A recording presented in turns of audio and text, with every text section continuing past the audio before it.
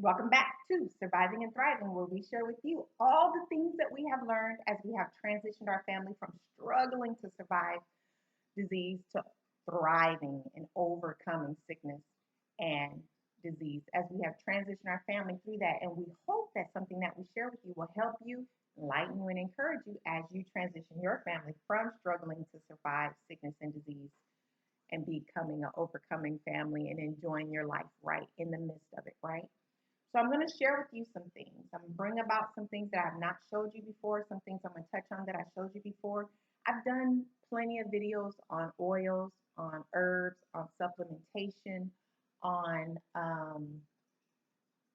I did one a few months ago, I think maybe December time frame, yeah, on how to, stay healthy and how we prevent from getting catching colds and flus. But in this environment that we're in right now, with the country open up and people going out and about and wanting to protect yourself from any respiratory diseases that are out there, even just the regular colds and flus, I want to touch on a little bit of things that I've touched on. I'm not going to go in depth. You can watch those videos. I'll have those links pop up through the video. You can watch this video, then go back and click on some of those links to get more in depth on that. But I'm going to touch on some things. I have a lot of stuff in my house that we do use. I have my youngest daughter just go grab some stuff for me and bring it here. So the stuff she grabbed is what I'm going to talk to you about. But I do have some things that was very specific that I told her that I wanted because I really want you to know it. And hopefully I'll highlight those when I get to it. But I got a lot of stuff here, so I'm going to try to go pretty quickly, okay? Preventative. So preventative things that we do that we constantly are always doing is we do echinacea, we do astragalus. You can see that writing on there. I always get pure stuff, 100%. I don't get herbs that are oils that are mixed with carrier oils because I like to control the ratio and the potency of what I do. So we do take those two things, and Yersinia, it's not up here, but we do take those three things throughout the year. With usually it's in our protein drinks in the morning, but sometimes we'll just mix it with juice depending on what we're doing for that day, and oil of oregano. Now, oil of oregano right now, they're having a lot of it that has the extra virgin olive oil in it already. This one has it in there already. I do not ever buy this. I don't know why I grabbed this one. It must have been, I think when we went, it was all that they had at the store at the time, and I really wanted it. But I always get it 100% pure. But a lot of places right now are selling it with the olive oil already mixed in it. But I still prefer it that way. But you can get the gel caplets, and you can pop the gel caplets and take it that way, or you can just take the gel caplets, whatever floats your boat. But I'm gonna tell you that oil of oregano is strong, so if you get it in a gel caplet, you might want to just keep it in a gel caplet.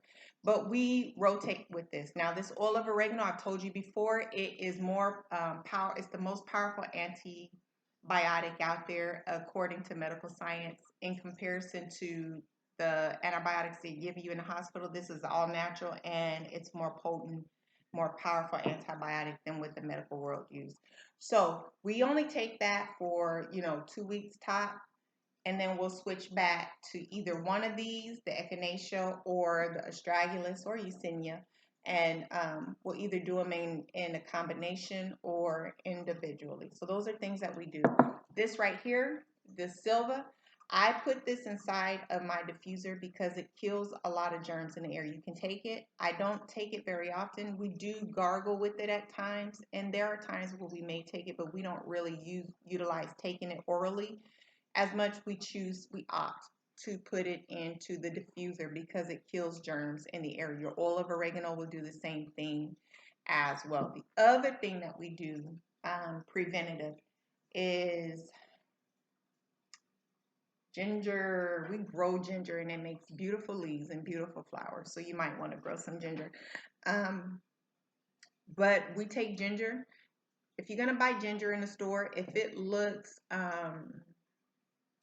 like a brownish, like an ecru color, a tannish color, kind of woody, and it's dry, you don't want it. Ginger actually has color to it and a little vibrancy. So when it's yellow and it's juicy, that's when it's really fresh and you want to get that. But we chop that up and we actually peel this off, chop it up, and I steep it in water. We add it to our teas. We add it to just the water with lemon and drink it that way as a hot tea or as a cool drink.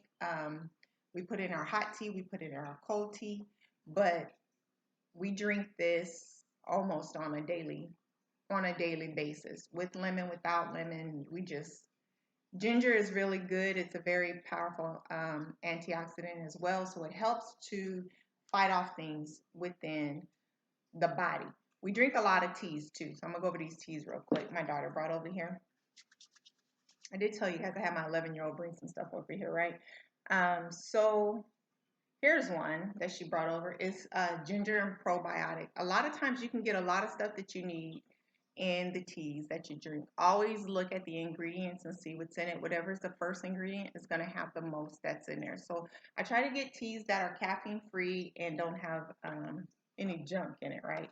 So I'm not promoting the brands or anything. I go through a lot of different kinds of teas. This is a citrus sunrise.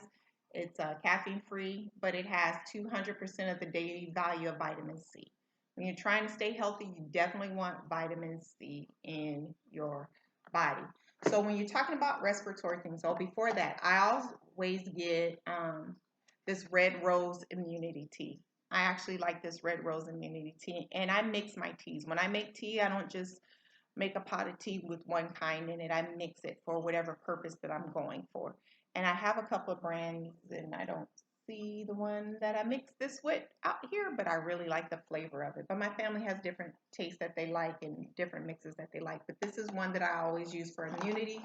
It has rose hip, apple, natural flavor, rose petal, blackberry leaf, hibiscus, and I just like this one.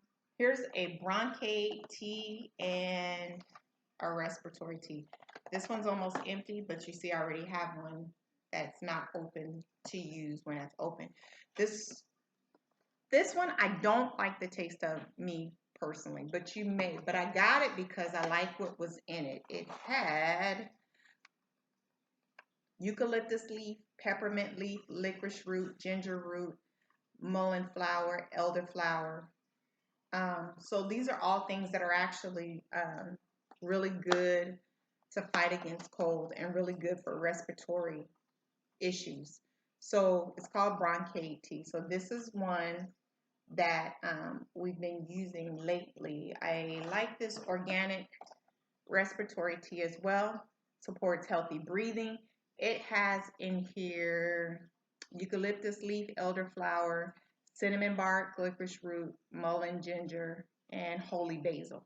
So there's a lot of different things out there. You can see them. Just look at the ingredients of it and get whatever mixture that you want. Do a little research, know which ones work better for respiratory. I knew that the things in these were good for respiratory as well, for just immunity health. And so those are ones that I got for that. So those are just examples of some teas that, some herbal teas that you can use. I'm trying to go fast because I don't want this video to be too long. So I'm going to go over some oils here with you real quick. Here's one that I really asked my daughter to bring out. I'm going to go over three of them that I asked her to make sure. Well, four. We'll just go over them, right? White thyme. White thyme is very, very, very good. All of these that I'm going to show you are antifungal, antibacterial, antimicrobial. They're just anti everything, right? And they are all good for respiratory issues, for cough, for inflammation of the bronchial tubes within your lungs. They're expectorant, so they're good if you have a lot of phlegm. They open up the passageways. They're anti-spasmodic, which means that it'll help stop the spasms of your bronchial tubes, and it actually helps if you have a cough. Okay, so let's start with the white thyme. So I told you about the white thyme. As you see, it's 100% pure because that is all that I get. So white thyme is really good. All of these oils I'm going to show you, you guys, we use almost on a daily basis. And the diffuser. We rub them on with carrier oils like this white thyme with primrose is really good to rub it on your chest. You can rub it on your neck. If you rub oils with the carrier essential oils with the carrier oil over on your feet, you can use it to massage your feet. Within 20 minutes, it's going to be within every cell of your body, and your whole body will get the full benefits of the usage of those oils. But if you rub these on topically, it's going to just, like if you just rub it on your chest, it's going to deal with what's going on your chest. If you rub it on your stomach, it's going to deal with what's on your stomach. And white thyme is believed to kill candida.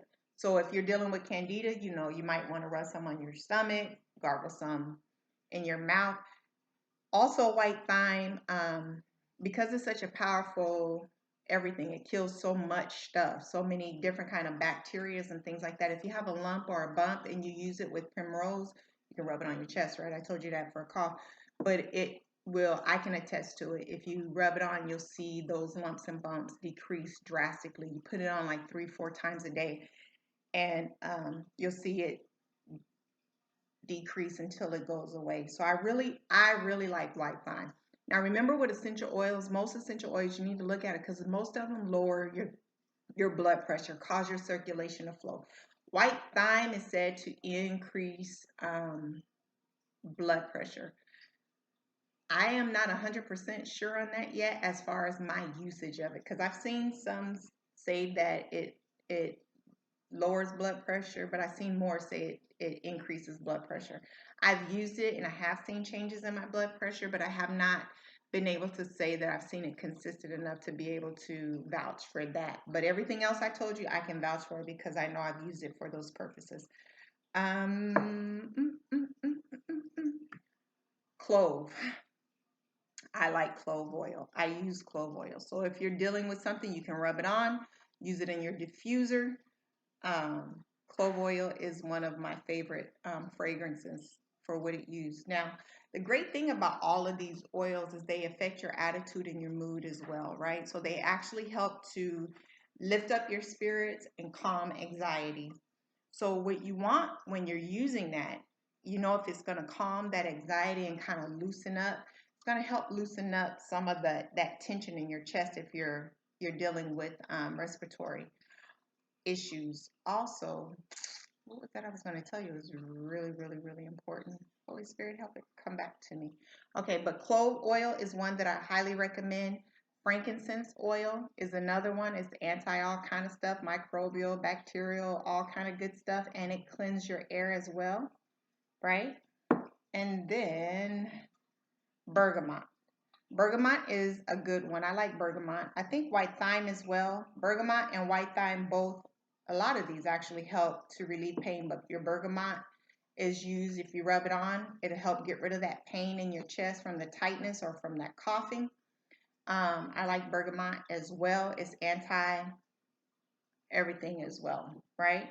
So these things all help with coughing. It helps with respiratory issues, help with bronchial issues. And you should also know, you can look at my videos. I'll just say the names. I did videos in the past. We talked about lemongrass. We talked about peppermint. We've talked about eucalyptus, tea tree oil. I think we've talked about olive leaf before. Myrrh. Myrrh is a good one. It's a cleanser. You put it in your diffuser. As you can see, this is she's been used. You put it in your diffuser. You can rub it on as well, but it'll cleanse the air as well. Myrrh and frankincense smells pretty darn good together. Lavender, echinacea, all of that. Okay, so last thing I want to show you, she brought Vicks Vapor Rub. Now, am I promoting Vicks necessarily? No, because as you can see, I also got the Walgreens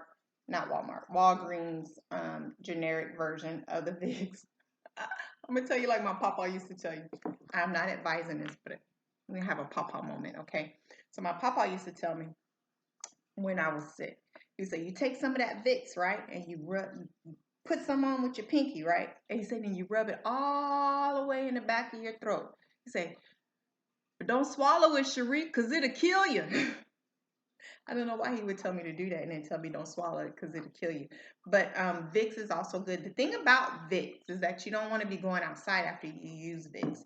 But a lot of people use Vicks you know, it's a chest rub for your chest and for your back, on your back, to help to alleviate cough. You can put some on the bottom of your feet and put socks on, because you know the bottom of your feet, everything in your body is connected to your feet. So you can do a massage and massage your kidneys. You can massage your glands. You can massage your thyroid, your liver.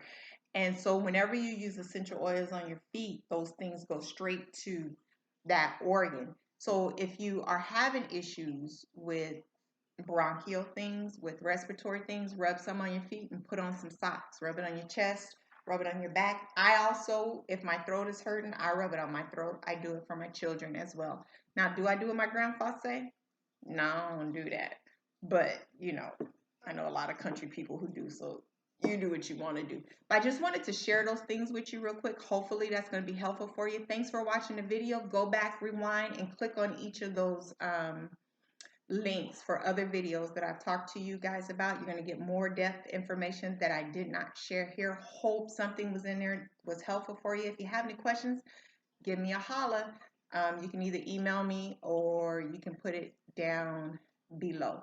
So until next time, remember, in all things, at all times, do you. Bye.